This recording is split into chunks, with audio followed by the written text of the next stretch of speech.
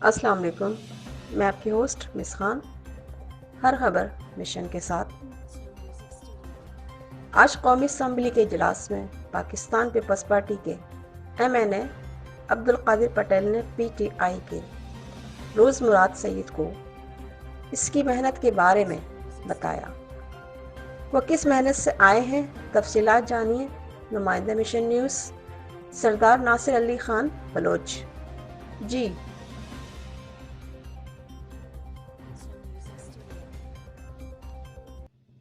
جی میں اس ٹائم موجود ہوں پارلیمنٹ کے اجلاس میں، جہاں پر آج پاکستان پیپلز پارٹی کراچی سے منتخب MNA عبدالقادر پٹیل نے مراد سعید کو اس کی قادیات دلا دی۔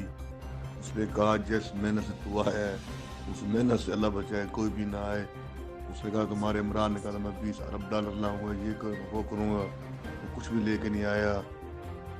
ڈائریکٹر مشن نیوز سردار ناصر خان بلوچ، اسلام آباد۔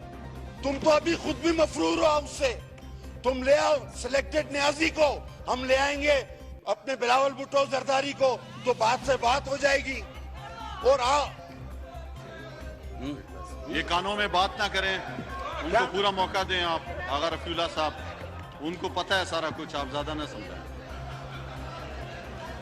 جناب علی، ہمیں وہ کچھ بھی پتا ہے، ہمیں وہ کچھ بھی پتا ہے کہ جو بقول اول تو ہم دیوار کے پیچھے نہیں دیکھ سکتے، ہم نے دیوار پہ چڑھ کے پیچھے ضرور دیکھ لیا ہے، ہمیں وہ بھی پتا ہے۔